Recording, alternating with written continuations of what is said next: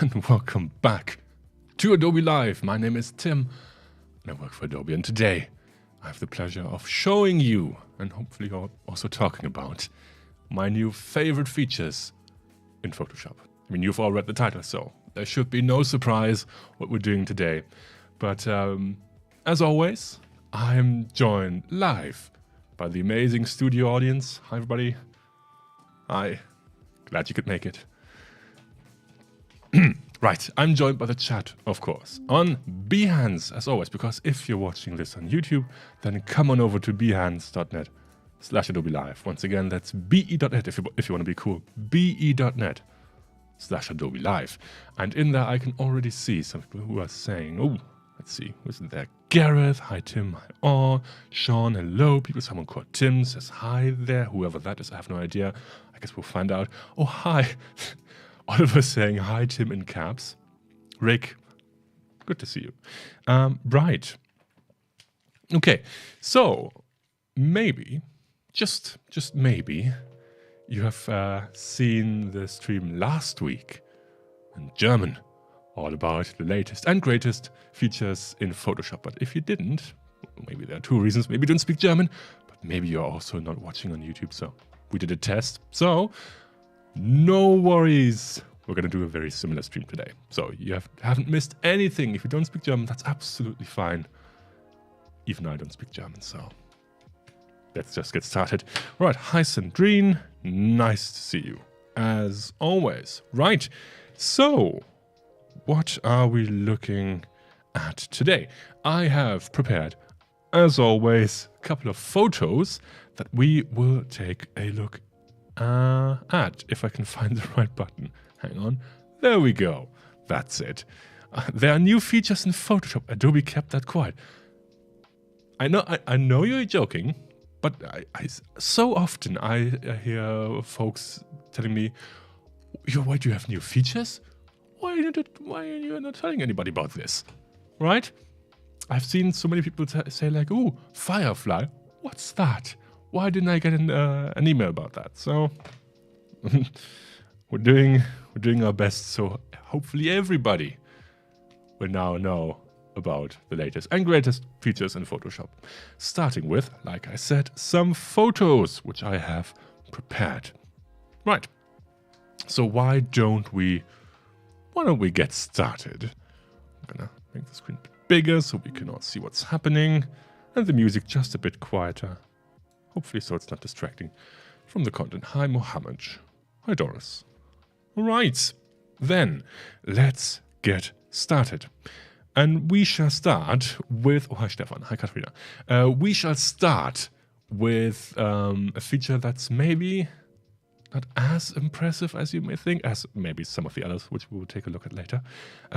So for this, I will create a new document, a brand new one. Yes, size of this document doesn't matter at all, because I would like to have a look at two things which are new. By the way, I am using the Photoshop beta as of right now. The features I'm showing you now are already a part of the regular Photoshop updates. You don't need the beta. But later on, I will show you some features which are exclusive to the beta. And so I don't have to switch apps all the time. I'm going to stick to the beta. However, like I said, the first features we'll be looking at are not exclusive to the beta. But it just makes it easier for me so I don't have to switch. Because starting with my favorite new feature, apart from generative fill, of course, is the new context toolbar down here. You may have already spotted that. Just gonna zoom in, and this I'm sitting right in front of it. This context toolbar makes it easy for you and me to do the most common tasks in Photoshop, such as if you have a photo, which I can just drag in. Whoop, yoink. There we go. I can flip the photo if I want to. That's cool. Just make it bigger. And I no longer have to go all the way up here and all the way back down. No, it's really easy. The toolbar is moving along with my image. If I zoom in or out, you can see It's always there. And there we have it. Cropped and zoomed. All right. And now maybe I would like to remove the background. Previously, that was quite... I wouldn't say it was hidden, but it was quite annoying to get to. You would have to select. You go to Edit, Select. Oh, no, sorry, not Edit. You have to go to Select, Select Subject, and then you have to invert the selection, and then you have to create a layer mask. Instead, it's one button away. Click. Done. Hey, that was easy. Right, looks like it has missed the flag. But that's okay. It's Denmark, Sandrine. Very good. I'm so proud of you. Remove background. Yes, Katrina, exactly. All right. So, indeed, we can remove background, apparently also removing flags. That's a feature. That's a feature. It's not a bug. All right. And furthermore, we can apply some edits to the mask because, as you can see, I have still the mask selected on the right. So the context toolbar says, "Ooh, would you like to make modifications to that mask? Maybe, I don't know, maybe I would like to add something to the mask." And to see what I'm doing, I can also play with the density of that mask, so I can actually see what I'm painting. And now I can paint back. Probably I should use the pen for that. And a smaller brush, perhaps. That would make it easier, Tim. Don't you think? There we go. Yeah, that's it. You can now call me an artist. I've painted a flag. Just gonna, oops, subtract from the mask. There we go. And done. Amazing. For once, a real genuine question. What do you mean? For once, a real genuine question. Is there a way to dock the contextual bar somewhere? At least make it stick to the sides or something? Yes, there is. Because maybe, just maybe, for example, if you're adding text, the toolbar actually jumps right next to the text, which is fine. It's great. So we can reduce mouse movement. But like Sandrine said, maybe you just want to park that toolbar somewhere. And definitely, yes, you can. I can just move it down here, for example. And then in the settings, no, wrong settings button. This is the right button. I didn't want to open the properties panel. I wanted to open the settings of the toolbar, which are the 3 dots. I can say pin bar position. And now I can move it anywhere I like. And you can see if I add new text, it's no longer moving around. It's always staying there. Right. Or if maybe you don't like the toolbar, you can just hide it and poof, it's gone. And then Photoshop helpfully tells you if you want to get it back, it's right here. And also if you want to have it move again, you can just reset the bar position, and now it's moving once again. Yeah, you can pin it, but you can't dock it like a panel here, because that's the whole idea of this toolbar. It's not just a panel, because otherwise you can just go ahead and click up here. You don't need the toolbar, right? The idea is it should be as close as possible to where you need it. All right. And like you've already seen, if I create some text, the toolbar is contextual. So, contextual. So you can, for example, change the font, or use stapler accident finger to change the font size. There we go. Or even the font color, perhaps a brighter shade of yellow to subtly blend in.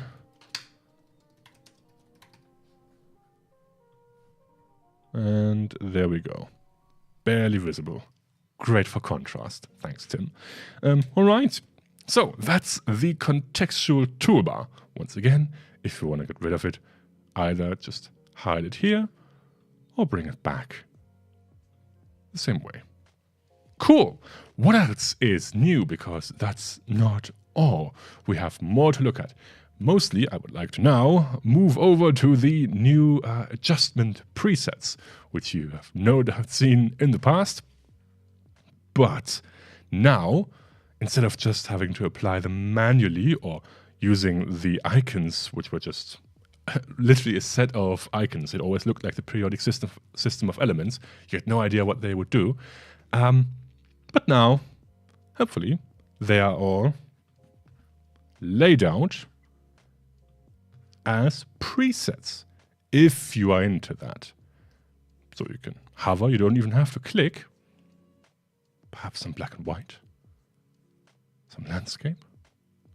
But if you actually don't like the presets, although I think they're quite cool, because if you happen to like one of them, maybe some black and white, which wouldn't make sense for the flag, but perhaps this one, you can tap and you can see now Photoshop doesn't just apply it destructively, it's a non-destructive layer, so you can always go back in here and change this curve however you want.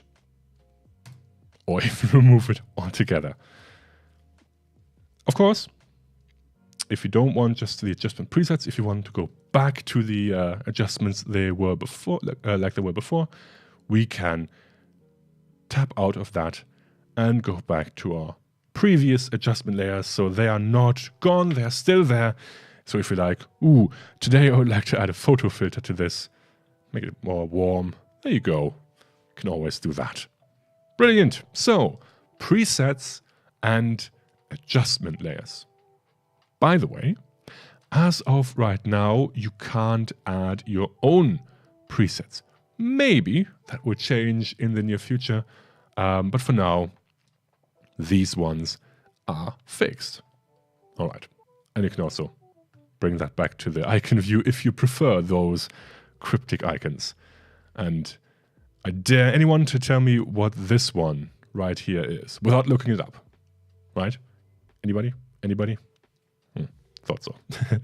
Okay, it should be the LUT, by the way. Yeah, it's a color lookup. All right, cool. So we have taken a look at context toolbar and the new presets. Now, the third thing, 1, 2, 3. What shall it be? Let's have a look at the new gradients.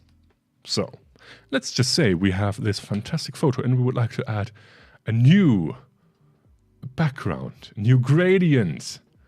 So, let's create a new layer.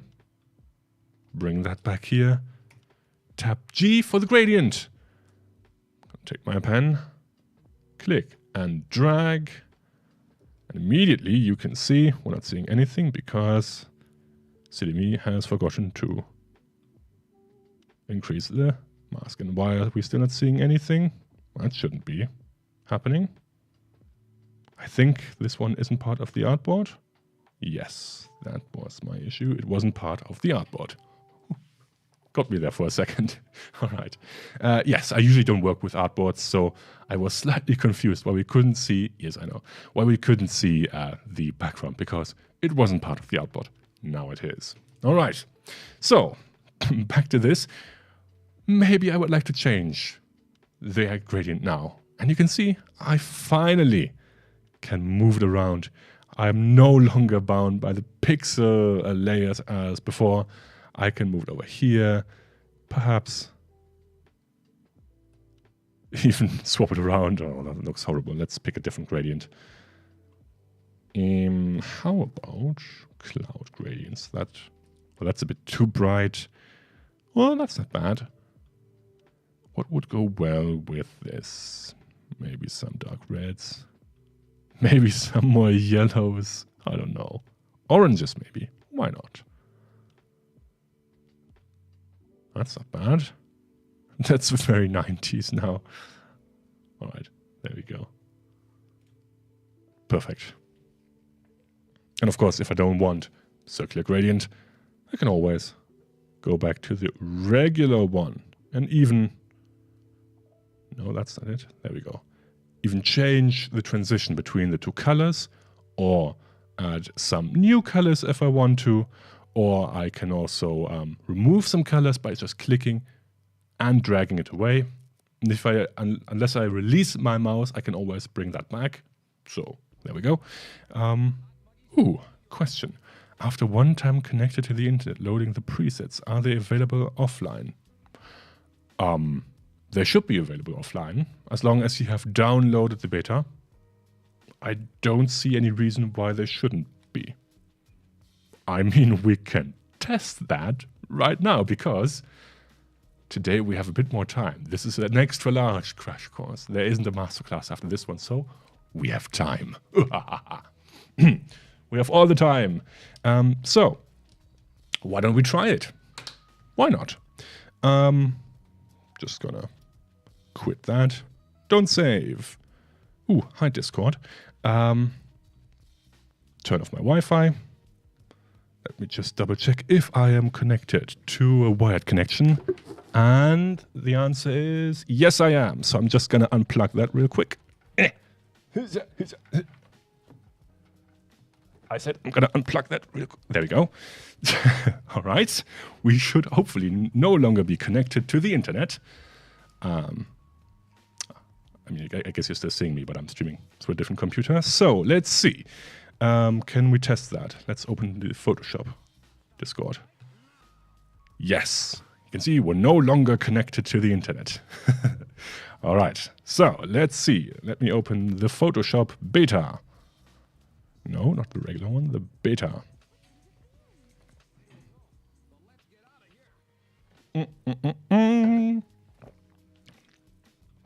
You would think I would unplug my streaming computer. Right.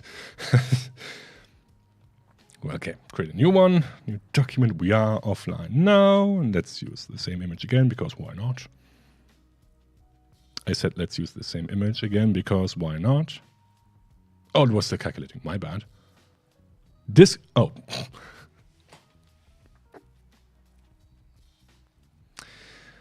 I am, however, connected to my file computer. Well, that would explain it. All right, let's use a different image then. Luckily, I happen to have some of them on my computer, I believe. Let's use a different one. Let's use textures. Sure, why not? I really should have copied that one to my computer first. Oh, well. All right. This one should be fine, though. Come on, Photoshop. There we go. Amazing. I just wanted to double check we're really not connected to any machine in my network. Not even my current file server. Oh, well. All right. Adjustments. And there they are, presets. Hey, hooray. So yes, they are all there. This is how we know it's live. I mean, it's not like the timer is up here telling you it's live. No, we have to see me fail. There we go. All right, the question is, do I want to plug the Ethernet cable back in? Or do I want to show you something else? I think we'll leave it unplugged for now. Oh, yeah. All right. So hopefully that shows, yes, indeed, those work offline. Yeah, this is my favorite one. Levels. There you go. Let's call this one adjustment. Perfect, because we should always name your layers. Steve, maybe. I don't know. All right. Cool. So many new features in the beta on Mac, trying to make time to play with all of it. I use levels 100 times more often than curves. It's funny, I actually like curves more than levels because you can tweak more things, but okay, absolutely fine. The way Illustrator handles gradients is light years behind Photoshop. It's interesting, actually. I've heard the opposite before we dropped the beta, so or before we dropped the new gradients, because they're now in the version of Photoshop. All right, I like to let my layers choose their own names. How do you let the layers choose your own names? Just do this. There you go. Layer 1 is a legit name. I agree, Sandrine. I agree. All right. Let's move on to to the next, and arguably the best, biggest, most impressive feature. This time, however, in the Photoshop beta. So this feature, which we'll be talking about now, is not part of the new Photoshop release. You have to install the beta. And for this, I think I do need internet because this feature doesn't work offline. So let's connect once again to the internet. Net.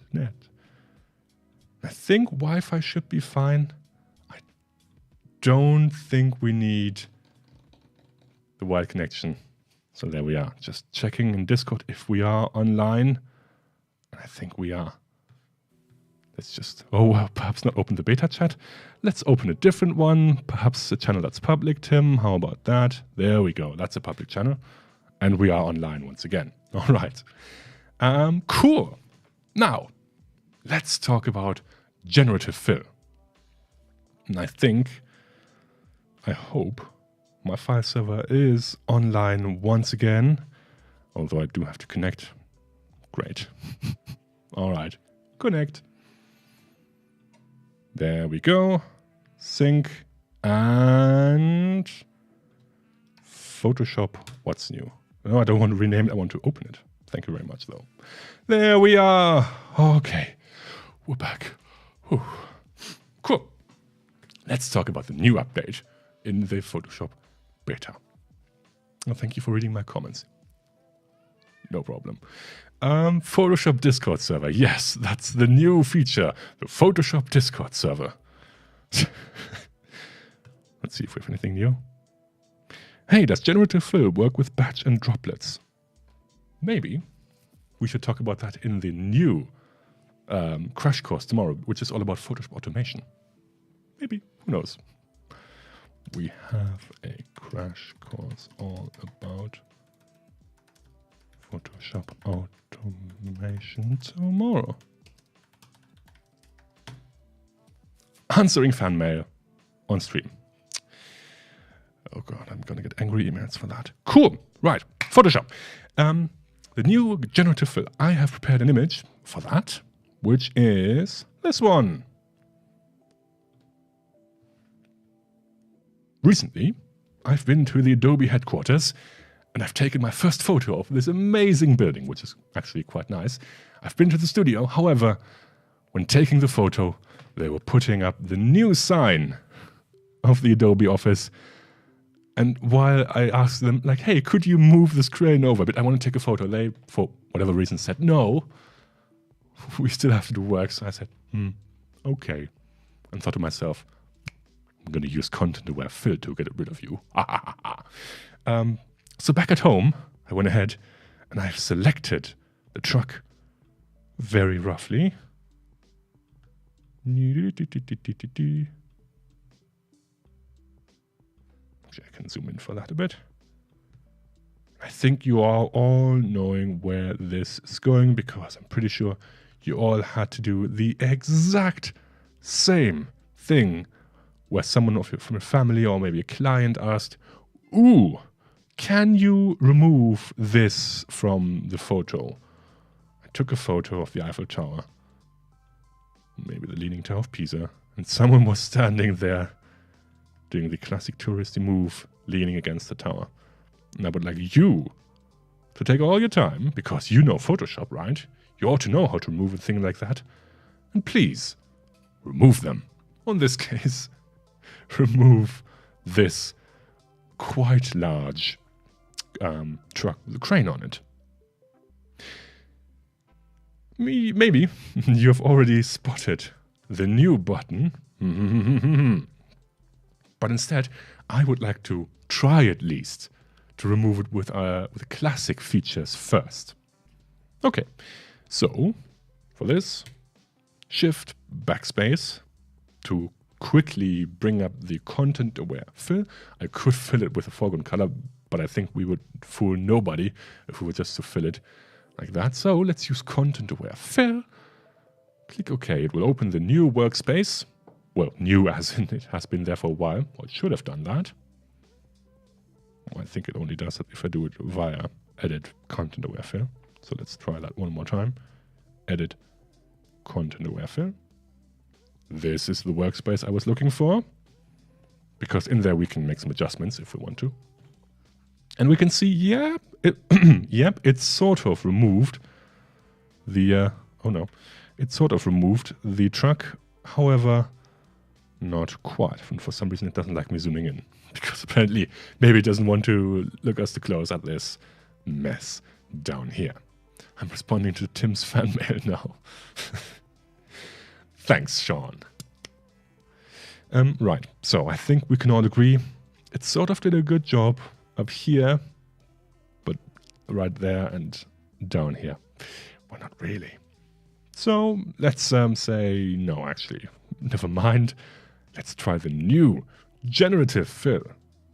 And for this, like I said, we do need an internet connection, because this is working with the Photoshop magical cloud in the air. So let's try the generative fill. It will ask us to put in a description if we want to fill this selection with something in particular. In this case, however, I would like Photoshop to do all the work, and then just leave it blank, say generate, and wait for a couple of seconds. You just broke your NDA. Yeah, sure. I mean, I don't want to brag, but with all the Discords I have, I always have to make sure I'm not opening any Photoshop Discords on the wrong channel. So sometimes I may or may not have already leaked some internal channels. Oopsie daisy. Okay. Right. There we are. While we were all looking away, Photoshop has already gone ahead and removed our truck. And look at that. The window is intact. And in fact, we actually get some variations. We always get 3 in the beta right now. And we can cycle between them and pick our favorite one. Perhaps I think this one. Let's compare before and after. And I would say, yeah, that's very good. All right, let's talk about some limitations of this beta. First of all, this will always give you a slightly different variation. It's never the same, never quite the same. So, sometimes you have to generate it more than once if the 3 variations aren't quite working for you. So you just hit the generate button again. Secondly, if I actually zoom in, we will see exactly where the transition of the original image begins to the transition to the generated one. You can see here it's quite low resolution. And maybe or maybe not, you already know that this is a limit by the beta right now. So all the generated images are 1024 by 1024. And if we have a look at the document size here, we can see that's quite big. So we can actually create a quick rectangle 1024 by 1024. Yes. And this is how big the generated image will be at a maximum. But if you remember, if you recall, we have actually generated a portion of this size. So what Photoshop did, it said, all right, I'm going to generate that. And now, after generating it, I shall stretch that up. Whoop, there we go. And of course, it now has to upscale that photo, which was generated. And that's why we don't have the detail here, because it was upscaled from 10,024 by 10,024. And Joel asks, is the limitation true? Yes, it is. As of right now, because we are still in the Photoshop beta. So once again, I'm just going to scale that back down. This is, if I were to replace something at this size, then yes, it should be as sharp as any other pixels in the photo. Let's try it out. For example, we could remove the Adobe logo, or maybe could we remove something else? We could try the poster maybe, which is well below the size. So yeah, let's try the poster. Sure, why not? I'm even going to use a rectangular selection. I don't even care. Look at that. And I don't even have to be on the same layer. Any layer works. Generate.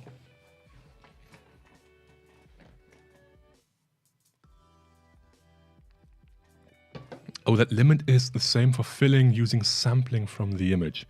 I thought it was just for generating new stuff. No. In this case, it doesn't matter if you want to remove something or if you want to generate something. It's always the same limit. But, as we can see now, since we are well below the 1024 limit, I'm actually going to move the toolbar down here for a moment, so it's not right in the center. And I have to say, I'm not quite sure where the original photo begins and where the generated ends. Somewhere around here, maybe? Let's see. Oh, there we go. Not even close. Right. So, if maybe you want to preserve quality and you have some time, you can go square by square. So you could start... no, that's what I wanted to do. You could start, if you want to remove a large object, and do it in chunks, like this. Of course, this would take more time, but the quality will in fact be much better. So until it's out of beta, don't try to remove things that are bigger than 1024 by 1024. I wouldn't say that. Depending on the look, the sharpness of the original image, if you maybe are removing something in the background, you could well get away with something larger than 1024 by 1024. But if it's actually in focus, like you can see the bricks here, in that case, yes, maybe you do want to do that in chunks. But I don't know, the sky? Would you really see a difference? We can try, I guess. Because you can not only remove objects, you can also extend the canvas. So let's do a third the canvas. Roughly select that. Always leaving a bit of room for Photoshop to adequately transition between the original and the generated image. And say generate. Oops, sorry. Select that again. Generative fill. Generate, and leave Photoshop to think. And I'd reckon we wouldn't really see too much artifacts in the sky, but perhaps down here where Photoshop will try to generate some city, then yes, maybe. Oh, that's quite a big street lamp. So let's zoom up into the sky, and I think, yeah, I mean, look at that. Somewhere here it transitions, and I can't really see. Yeah, that's fine, honestly. Skies are great. However, down here, I mean, oh dear. That's better. Down here, I think, yep, we can all clearly see that Photoshop transitioned right here. However, if I were to scale that down just a bit, looking at the image from this zoom level, about 60%, that's fine. That's not too bad. So yeah, if you are planning on generating something large, perhaps do that in chunks. I used to remove a leaf that was in my way in a photo, and it did a better job than both the erase and the generative fill, but it was only a small area. I mean, yes, that's why the other tools are still in here in Photoshop. If you just have a very small area, like, I don't know, down here, and you can't be bothered with the generative fill, you can always use the new remove tool maybe. Of course, you have to, in this case, you have to make sure you're on the right layer, or you are on a new layer and using sample all layers, which of course would be the best option to do. So let's actually create a new layer. And now we can just quickly, yeah, remove it. Or if you're old school, you could even use the spot healing brush. which uses good old content-aware fill. But for areas like this, it does an absolutely fine job, and it's much, much quicker. Don't get me wrong. We don't have to wait 10 seconds. So, or if you want to be real hardcore, you could even use the original healing brush tool, which of course, I think I don't have sample all layers. Yes, sample all layers. Let's try that again. And you can even do it in real time. Look at that. There you go. Before and after. Okay. If it only was that easy to remove things in real life. I know, right? Okay. Or maybe some markings on the street, you can move that. But for complex tasks like, remember, the crane, the truck. What layer was it? There we go. This would have been a nightmare to remove it with the traditional tools. Just sitting here, trying to sample. Okay, right here.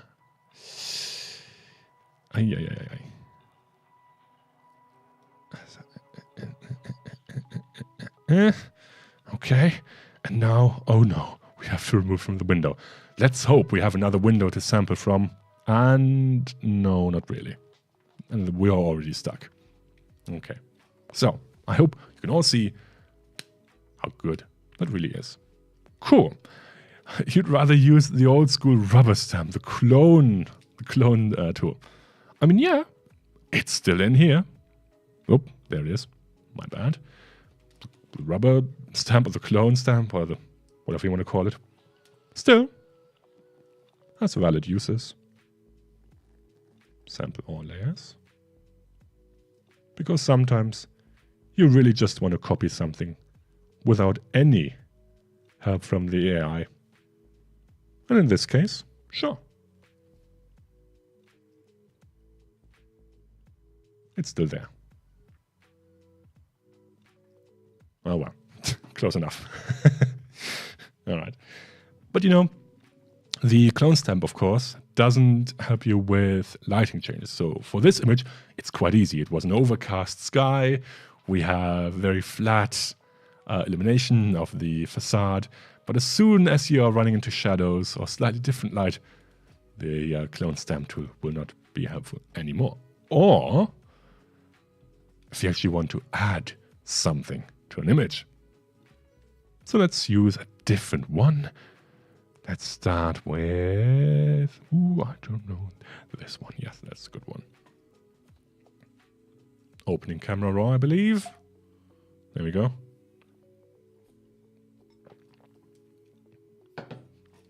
All right, just quickly some adjustments. There we go. That ought to be enough, I think. I'm going to straighten that in a moment. Open. And we will use we'll convert it. Easy. All right. I think maybe we can try the, where is it? The ruler tool? Have I disabled the ruler tool? And the ruler tool is, there we go. Okay. There we go. Let's see exactly how crooked this horizon is. It is 1.3 degrees. Let's straighten that. There we go. Done and done. And let's quickly just crop it. There we go. All right. Of course, I can remove all the people. So, just quickly. Whoop. But I would like to, instead of removing something, like I said, I would like to add something to this scene. And in this case, you may have already seen a thumbnail from a different stream. I indeed want to change this rather gray-looking island/rock. And for that, just move it down here. Select, this island very loosely. There we go. Perhaps just making it a bit easier for Photoshop. So I'm going to bring back some of the sky, which I actually don't want. There we go. All right. Under the banana tool. Sean. You and your banana tool. It's just like, okay. Generate. And now, instead of leaving it blank, we shall add something. Ooh. Rick. Replace the rock with a kraken. I do want to actually do the tropical island, but the kraken sounds more fun. Let's see. A big kraken. Let's see what Photoshop thinks. The shape is going to be very interesting for sure. And what Photoshop is now doing, again, it's taking my prompt. In this case, it's actually text and it's just an empty one. Sending it up to the cloud. Thinking very hard about this. Downloading the image once again. And if you actually open your network monitor, you can see what's happening. Oh dear, that's not a kraken. No. Well, that's not a kraken. I think we would have to go back on this one. Or maybe I think the selection was not as favorable as I would say, first of all. This is a good point. This is a good moment in the stream to talk about the feedback features of Firefly. We are still in the beta, as you can see right here. So sometimes Photoshop doesn't quite know what you want, what you really, really want. So if I zoom in, you can see poor result. I'm sorry, Photoshop, that's not a kraken. Womp. Thank you for your feedback. Tell us more. Why, yes, of course. I would use this image for my project. No, the result matched my text prompt. Not really. The result looks believable. Yeah, believable. Yeah, certainly. It could be there. The shadow is great. Lighting matched perfectly. It's an overcast sky. There you go. The result blends well with the rest of my image. Yeah, I agree. That's not a kraken. Submit feedback. And using feedback like this, Photoshop, hopefully, in the next iteration, will produce better krakens. Yeah. And if I do like a result, let's just go back to this and let's just say tropical island with waterfall. Last time we had some issues with the waterfall. Let's see if it actually knows how to do it this time.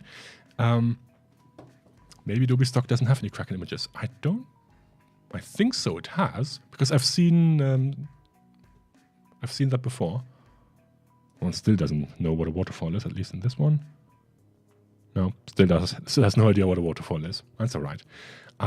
Okay, but in this case, we do have our island back, and I feel like island with palm trees.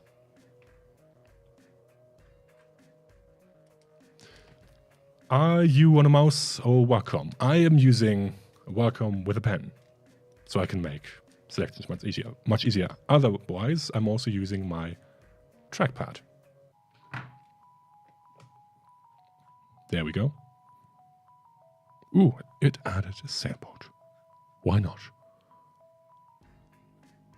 I think that deserves a thumbs up. Tell us more. Yes. Agree. Yeah. Strongly agree. Done. Did my job. Yay. All right. I do, however, think that maybe, let's see, we could try to remove this this sailboat. I don't think it fits. Generator fill. Generate. Let's try that. But is this what you want? What you really, really want? Yes, but without the boat. Let's see if there are any other questions in the chat.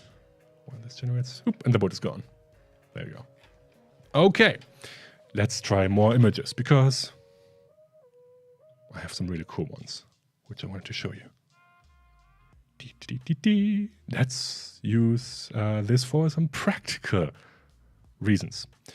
This is a very old family photo of mine. I think this is my great-grandma. And what I always missed about this photo was, or what I didn't like about it was, she's looking in this direction. But from a composition standpoint, it's sort of, she's looking outside of the picture. And I'm always wondering what would have been over here, you know, because it would be such a better composition if she was looking into the photo instead of out of it, you know? So let's try to do something like this, because then, or maybe even if we can match to one of the lines here, that's perhaps even better. I don't know. And now, given that this image almost now is twice as big, it would be a pain in the royal butt to try and manually paint that in. So, once again, yep, rectangular selection, generative fill, generate. Nice car. I wonder what car that is. It's certainly a German car. Or is it? I don't know. We can zoom in a moment. Maybe we can all find out which car this is. Or we can replace the car. And there we go. I think this one is better. Not really a fan of whatever that is down there, but this one, there you go. Much better. All right. So let's zoom in on the car. Let's see if we can see anything. Can't really make that out. It's from Munich. But apart from that, no idea what that is. Could be anything. Who knows? I don't. All right. And in this image also, since we've only generated roughly about, I think 500 maybe, but 500, the scaling isn't that much of an issue. As a matter of fact, I actually can't even tell where the image begins. Oh, there it does. There you go. Right here. Yeah, I would use that. All right. Okay. Let's have a look at some other photos from way back when, because it doesn't always have to be this grand of a change. We can also sometimes extend images with just a bit by using this other old family photo. I was always bothered by how it was cut off right here, right at the weight. I would prefer nothing crazy, just something like this, maybe like that, right? That's it. That's all right. But I mean, I could have done this manually, but looking at the bike down here, that would be a nightmare. And matching the stripes on the wallpaper, ugh. Looks like a Porsche 914. If you say so, I have no idea. Not a clue. And of course, generating this, there's a catch to this image. And I think Firefly should recognize the catch and deal with it properly, because you may or may not have noticed this image is in black and white. Hopefully, Firefly recognizes, and yes indeed it does, that this is a black and white image and that we are expecting black and white fill. So let's have a look. There we go. I think this is the one. And just rounded that off and continued the tire of that bicycle down here. Just like that. It also introduced a scratch here. So maybe we have to go over that one really quickly. Try that one more time. Generate.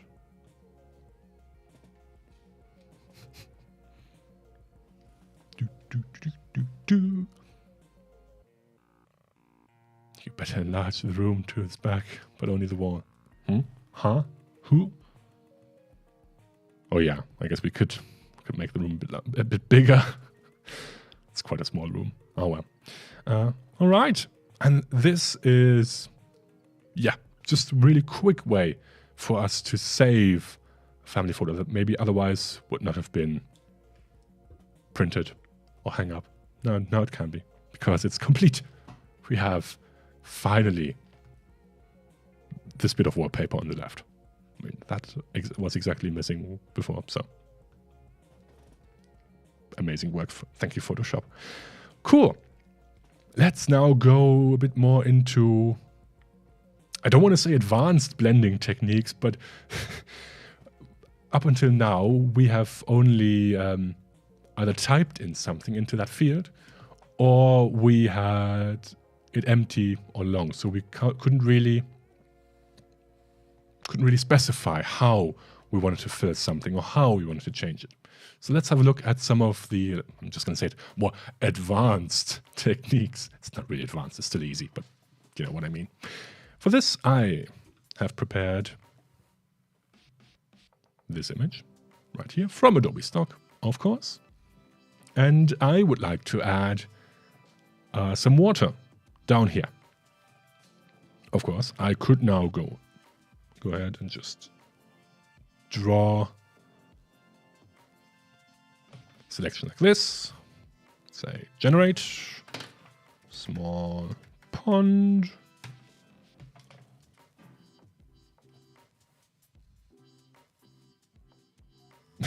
Your relative had to find the room just big enough for the bars and weights.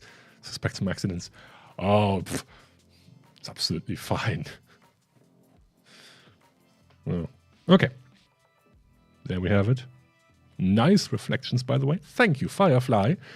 But, you know, maybe I want water that's a bit more, that has some set ripples in it, and it's not perfectly still like this.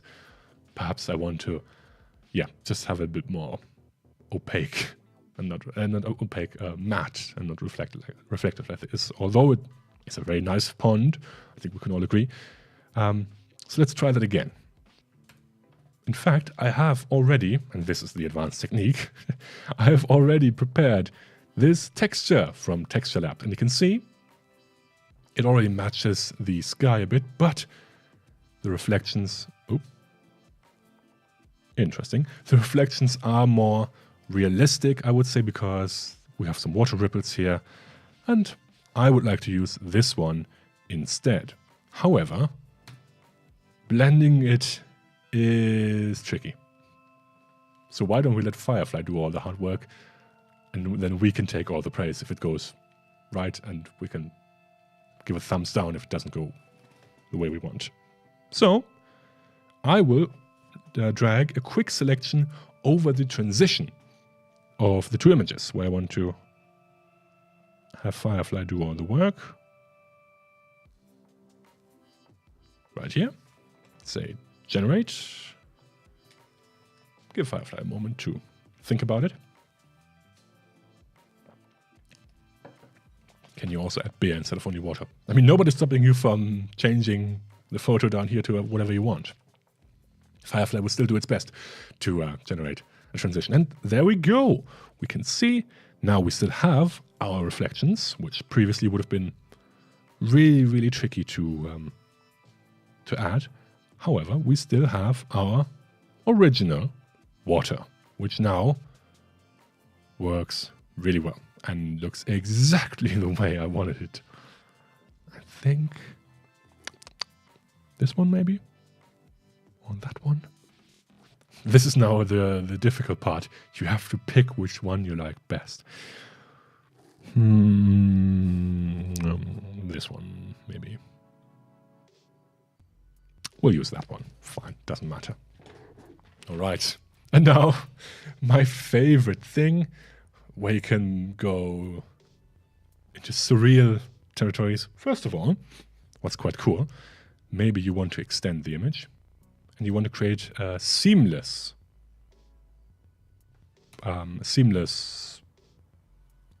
look. You want to extend this image over and over and over and over again.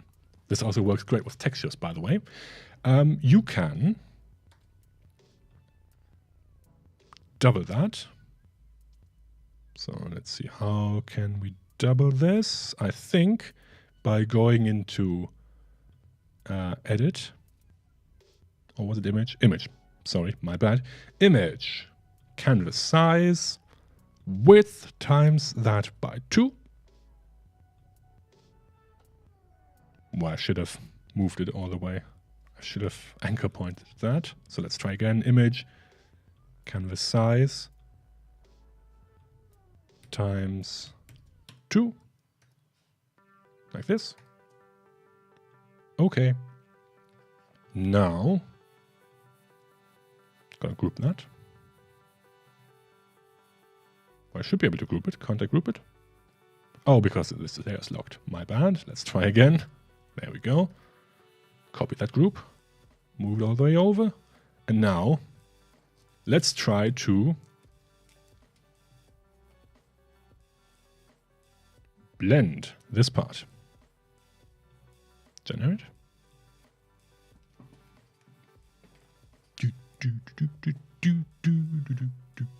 Need some music. I do have some music.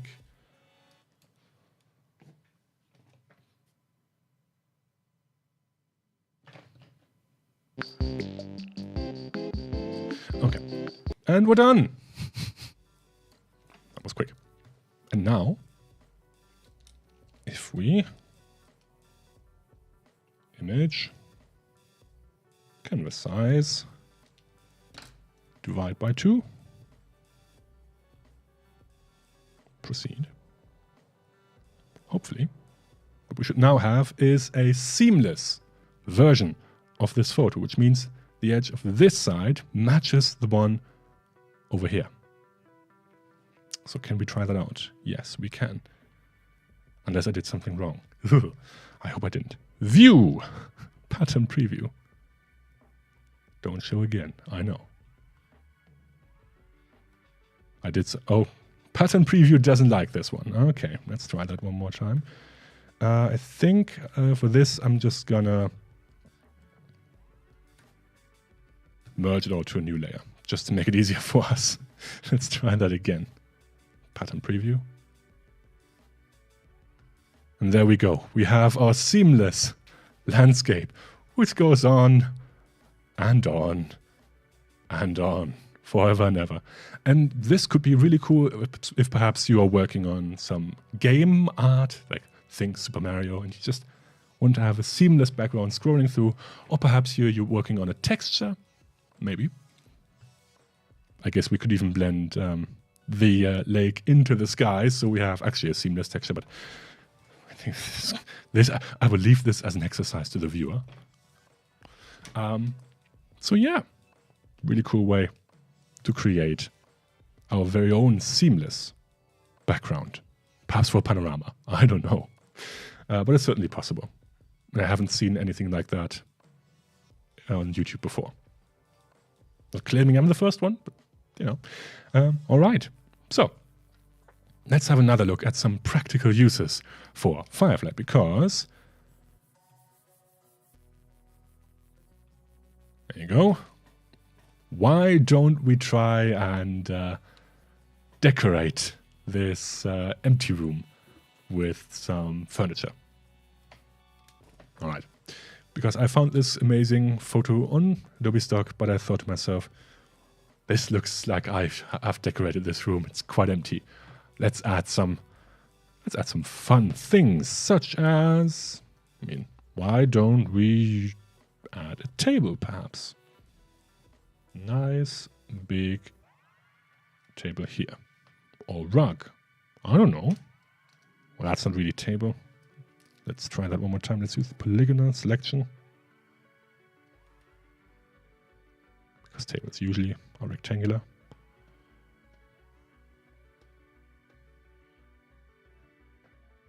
And close that one. There we go. And it's actually, you know what?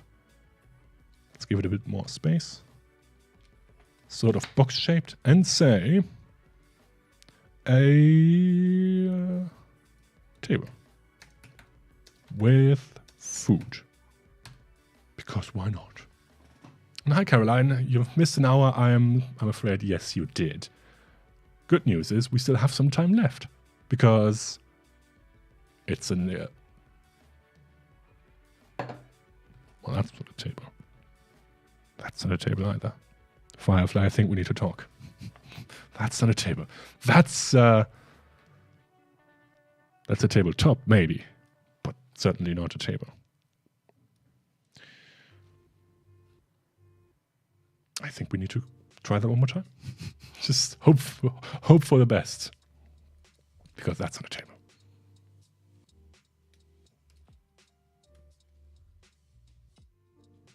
I don't think Firefly likes us today. Maybe we should start with something else. Perhaps not a table. See? There you go. Beta! Woo! Let's try the sofa, because that usually works.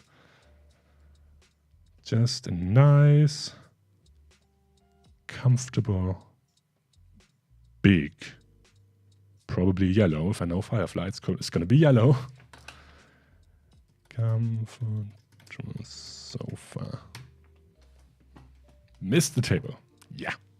Firefly doesn't like us today. Oh well. That's just the way it is. And this is why we need feedback. This is why we're doing this with everyone. And by the way, it's blue today. If you missed the memo, there no longer is a waiting list. So you can now, if you have an Adobe ID, and of course if you have Photoshop, you can now download the beta. Now I should actually show you where you can download the beta, because I'm sure people will ask this nonetheless. You can now download the beta, try that out right now. No wait list. Okay, so first of all, let's have a look at the sofa. That's a nice sofa. I do feel like this is my favorite one. Look at the light interacting with the sofa. Very nice. A bowling lane. We can try that. But first, I would like to show you where you can download the Photoshop beta if you haven't done so already. You just go to the Creative Cloud app, and right here, Beta Apps. You should see, the future is here. There you go.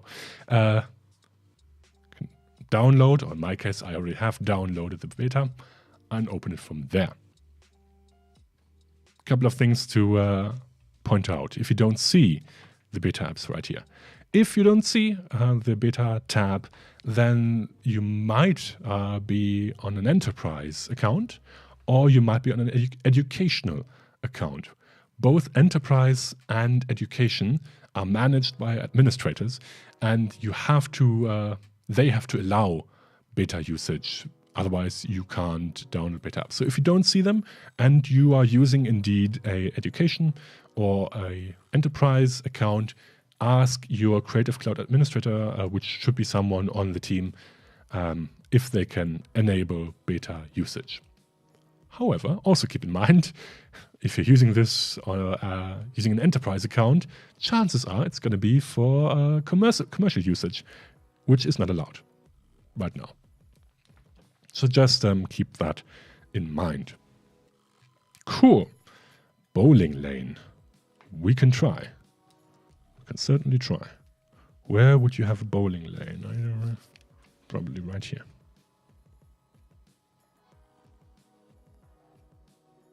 It's a bit crooked bowling lane, but it's okay. Generate bowling lane with pins. Wait music.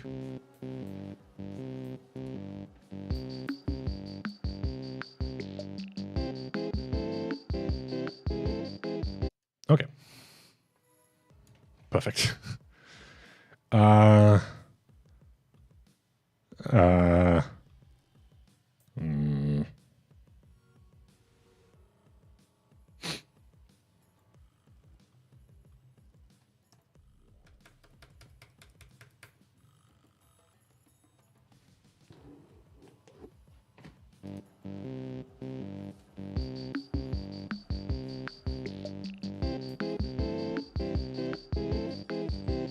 No. No. Okay. One more try. Bowling alley.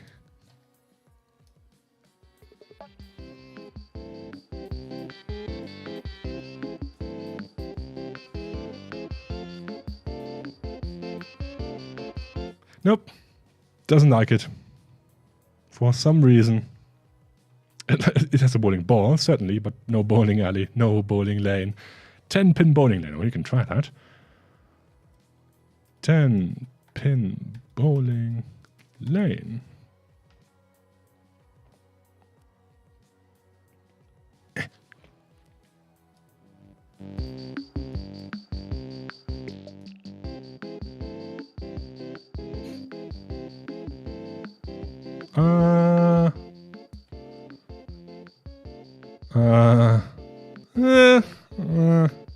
No.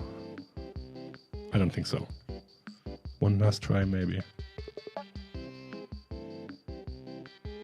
One more try. One more try. If it doesn't get it at that point, I think we need to move on to the next one. That's no bowling ball. Could we... Let's just say bowling.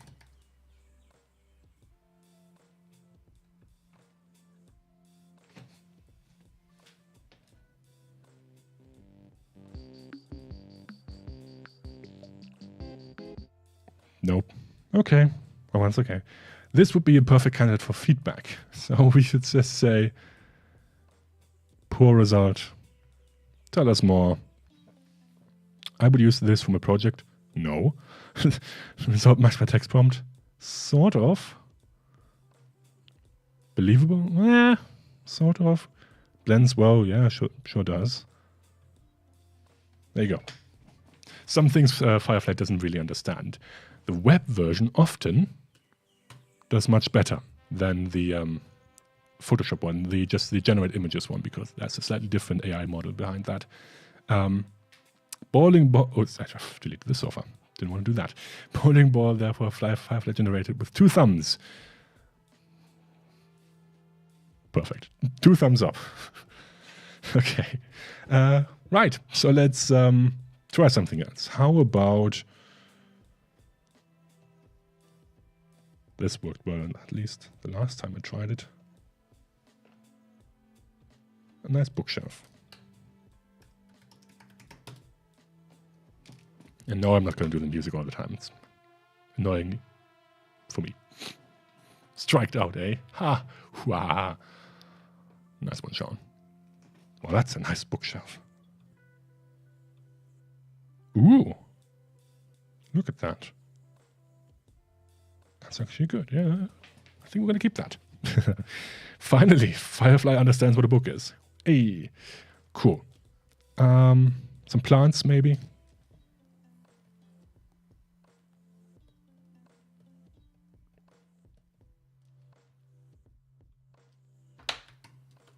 Plant. Firefly, do your best. Just saying plant. It's going to come up with something, hopefully.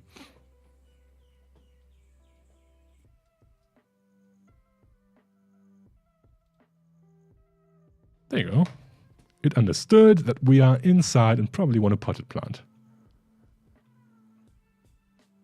I think this one is the one we want. We could now, but I see we have modified the background slightly on accident. We could try to go into the mask and with a brush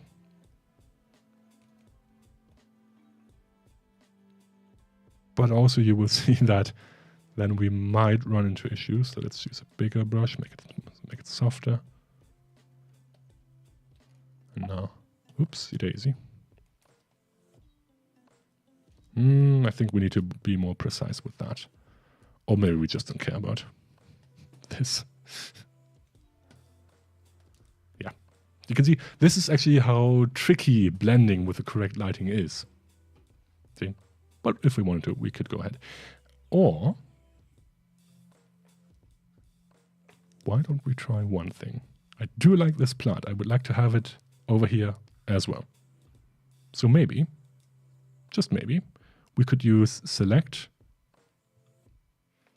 object, in this case, the object select, duplicate that, move it over here, select that,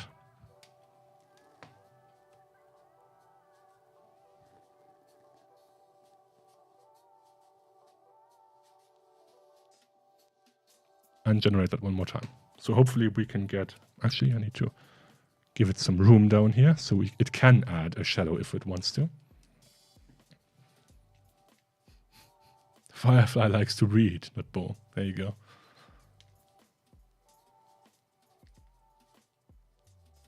So yeah, what I'm trying to do now is apparently removing the plant, which worked quite well. Let's say potted plant. Because Firefly, yeah, fair enough. Firefly didn't know that we actually wanted to keep that plant. Thought like, ooh, there's a plant. Let me remove that for you. There you go. You're welcome.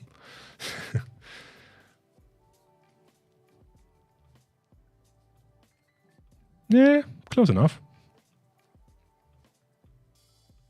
Because what sometimes works is if you have an object that's already there and you want just some modifications, you can select the object and ask Firefly for some modifications. And sometimes, in this case, not really, but sometimes it works quite well, except when you, of course, forget to add the text in there and Firefly thinks you want to remove something. But speaking of removing things, I think we have another image we can have a look at. Because there was one. This is the one. Quite tricky one. With people in it. And I would like to remove some of them. I haven't quite decided on which one. So that's... ooh, can you also text put shadow to plant when I've already removed it? We can try. Certainly.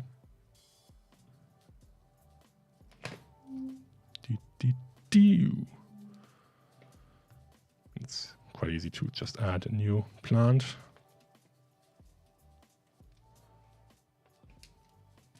Potted plant.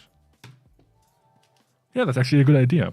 Yeah, we could just select the pot, the bottom bit, and then try to add a shadow. Maybe that works. We'll see. Well, that's a nice one. It's very bright. All right, so.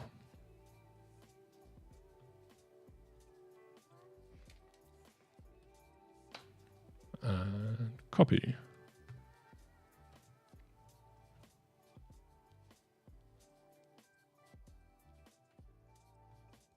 There we go. Oh, it missed a bit of the background. That's okay. We're not interested in that right now. So, oop, hang on. Sorry.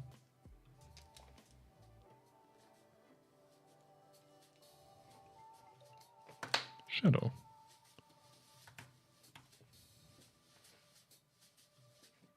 What doesn't work is instructional prompts. So something like, imagine you are a painter and you would like to add this to this image. Firefly has no idea what you want from it. Or if you say like, ooh, well, that's a shadow. Yeah, I guess it's sort of understood what we want, but not really. Let's try...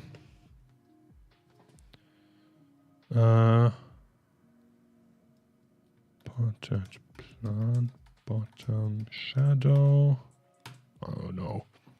But it doesn't really understand anything around instructional sets. So remove this, add this. You just need to tell it what exactly should be there. And if you don't want something to be there, then you just leave it blank. So that doesn't work. That's not the best shadow I've ever seen.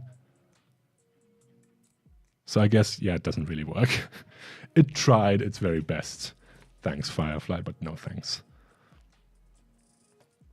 I guess in this case we would be better just leaving it blank, maybe. Just asking Firefly, what do you think should be there? Just not telling anything. Can try it.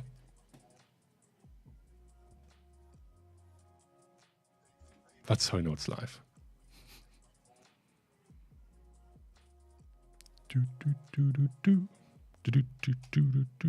There you go. That worked. Before and after. See? You just need to leave it blank. Not easy. Not even adding anything. Just leaving it blank. And there you go. We have our shadow. That was easy. All right. Cool. Now, let's go back to the other image. I will just leave it open just in case we need it later. Let's remove some objects and people. In this case, why don't we remove that guy?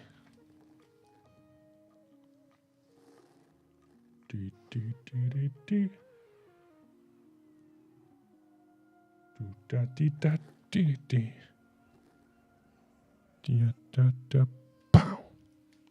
Done. And generate. Leaving it blank.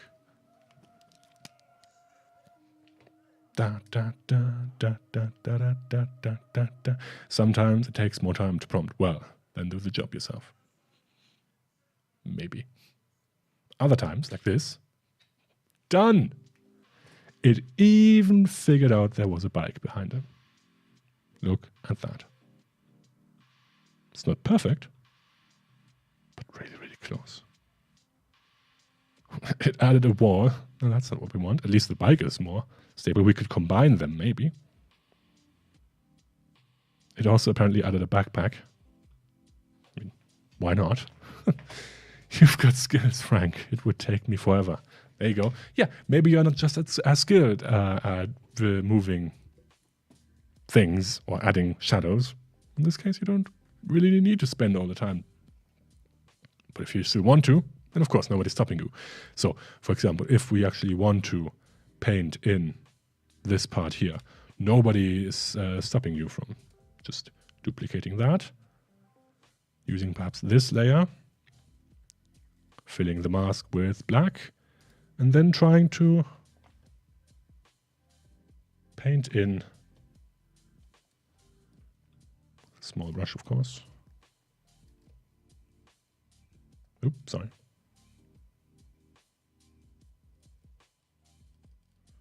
Paint in the areas which Firefly may have missed.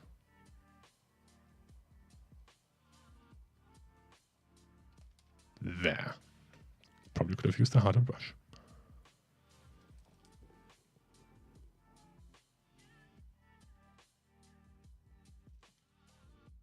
Done.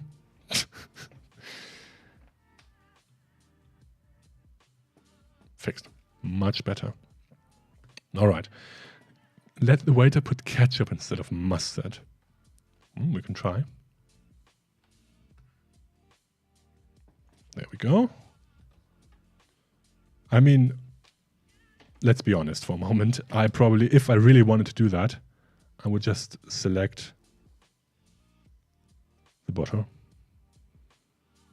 go on a new adjustment layer, hue saturation, pick the yellows, and just do that. And of course realize I've spent too little time on the mask, and I would need to refine this, so why don't we refine it real quick?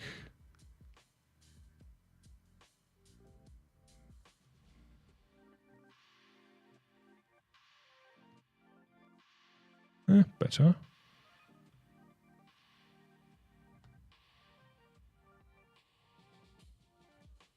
Okay.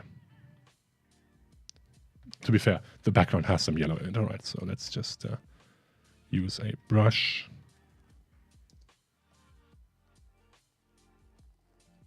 There we go. And there we have it. Catch up. Hey. So yeah, sometimes you don't need generative fill, but while we're here, let's try it. I shall take the object selection tool, select my bottle, make sure we expand the selection just a bit. Oops, sorry. I said expand the selection just a bit, because otherwise Firefly will have to deal with the edges. So, no, I don't want to smooth it. I want to expand by about, well, let's say, maybe 10 pixels. There you go. Should be enough. And let's try ketchup. Bottle.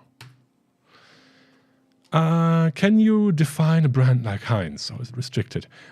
This all depends on the training data, which of course in our case is Adobe stock and other publicly licensed images. So since Adobe stock doesn't allow brand mentions in the photos, I don't think we will have any luck with getting Heinz branded tomato ketchup. You know what? This is interesting. I would not expected this yellow cap at the top. But this one isn't too bad. And it's completely different. It's certainly ketchup. I think it added another finger. Yep, it certainly did. Sneaky. There you go. We could, of course, remove that finger. It's quite easy. But there you go. It's now ketchup. Nice. Hopefully. The magic 20 pixels. Yes. Like Terry White often said, that 20 pixels usually is a great margin for images. Works most of the time. 60% of the time, it works every time. All right. Who doesn't want an extra finger? There you go. Cool. Now, we have about 8 minutes, or 7-ish minutes left. So let's do one final image. And I think then we will call it a day. And for this final one,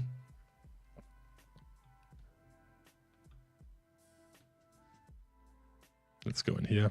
All right, actually, I guess we could put it on the same image, but I would prefer having it on a new one. So close.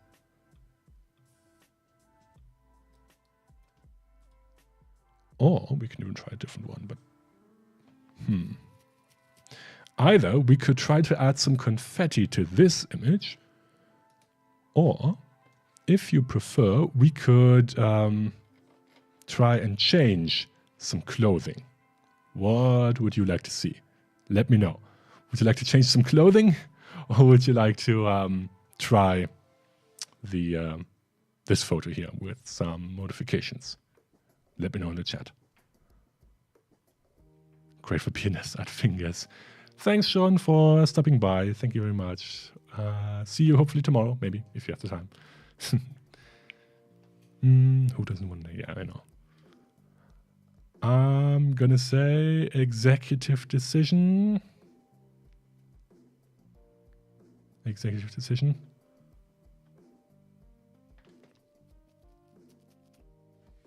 Right, changing. Stefan says changing. Cool, let's try that. In this case, we can actually go back to this one and see if we can't change some clothing. Let's try. Let's go to this person one more time. Or maybe we should try another one. The black t-shirt isn't quite. I mean, who would wear a black t-shirt to photo shoot? I mean, I wouldn't. So let's try.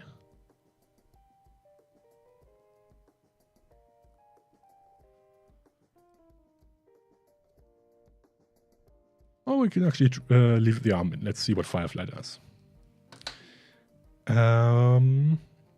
A red jacket.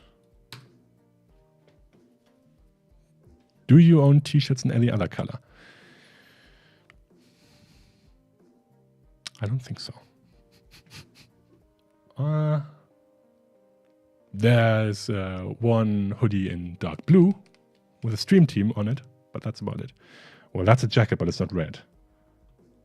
That's a red jacket. That's a black jacket. All right. I think thumbs down. Thumbs up. And thumbs down. But there we go. We have changed the look and apparently also ripped the shirt. Or whatever that is.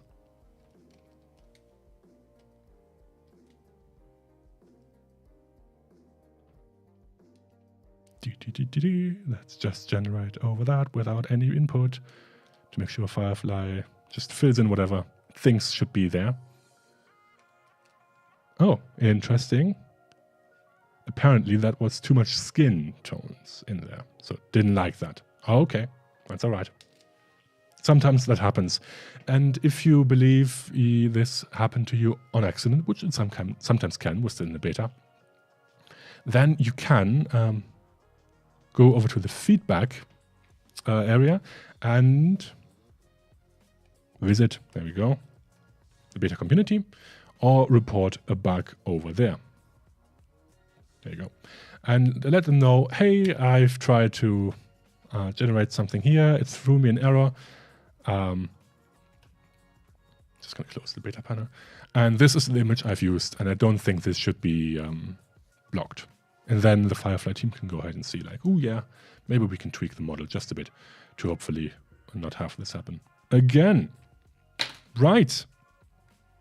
With that, I think that's all the time we have, because we are at the end of this XXL crash course all about the new features in Photoshop. Tomorrow, I will be back for another round in Photoshop, of course, and I will be talking about the automation features in and around Photoshop, where hopefully we can save some time,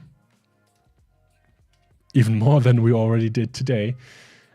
So yes, saving some time in and around Photoshop. We're going to look at actions. We're going to use some stack processing. We will even look at a super cool project outside of Photoshop, but using Photoshop. So that's going to be fun. So as always, if you have any questions, do feel free to leave them in the comments or on Discord, and I will do my very best to answer them all in a timely manner. So 2 to 4 business weeks. No. And other than that, I will see you again tomorrow, same time, same place, here on Behance with the next crash course in Photoshop. So have a wonderful day. Thank you, Doris, Umakorn, Rick, Frank, Katrina, Sandrine, Caroline, Sean, Stefan, and of course on YouTube also. Yes, we'll be downloading the Premiere beta soon too.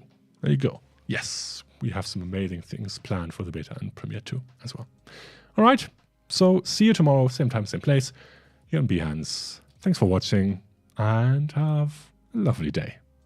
Bye for now.